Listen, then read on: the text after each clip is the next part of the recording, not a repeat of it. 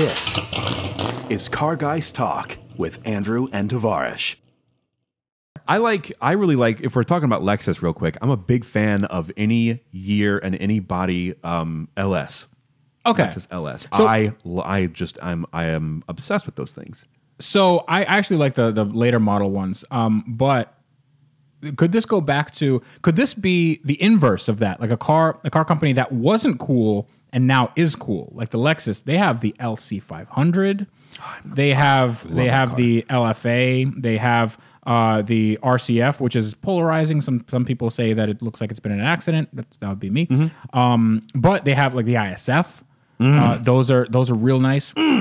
So they have some pretty cool cars. They do. And even back then, and when I say back then, I mean like the 90s, though they didn't have like sporty cars, their cars were still like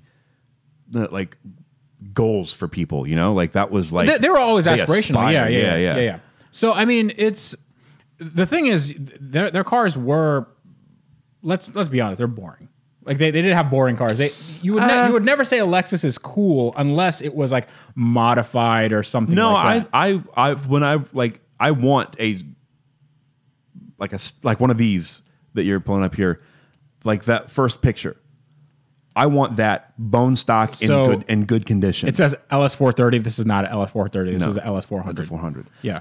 I would love to have that car just as a nice, quiet, smooth daily. So Matt Farah, one of the ideas that he has, I told him that if at the 1,000,000-mile mark, when he has, because Matt Farah, if you guys didn't know, has a 1,000,000-mile Lexus. This body style. Of this body style. And I actually drove this car across the country when it has 930 something thousand, right? And it was fine, totally fine. Drove it from New Jersey to LA.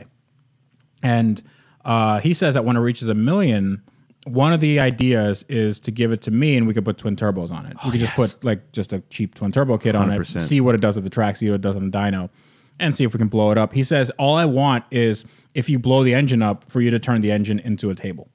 And I was like, cool, we'll do that. That would be, do you think that would be the world's most well-traveled table?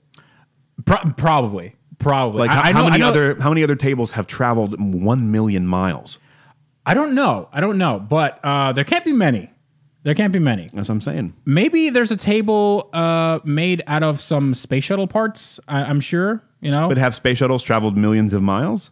I mean, I'd say so if they're in orbit. Yeah, you're right. You're right. Yeah. You're right. I mean, just being in orbit for a little while. 186,000 miles around the equator? No. 186,000 miles is around the equator. It's definitely not that. 186,000 miles, you're thinking of the distance to the moon. No, probably. The distance to the moon is 250. Well, depending on where the moon is, right? Yeah. That's around 250. Or I'm not a scientist. Where did I get 186,000 from? That's the speed of light, 186,000 miles per second. Miles per second. Okay, yeah, you're right. Yeah, right. so my bad. It's okay. It's okay. It's all right. It's all right. Well, just or 786, which is the speed of sound, 786 miles per hour. I think sound gets a raw deal on that. It's like you got light over here, 186,000 miles per second. Yeah. And then you got 700 miles per hour. Does light travel in waves? It does, right? Wavelengths. Yeah, Light is a wave and a particle. And that was the end of the science portion of this. Thanks for watching. Thanks for watching. Hope you guys like this. This is Science Guys Talk. Don't forget to smash that subscribe button. For science.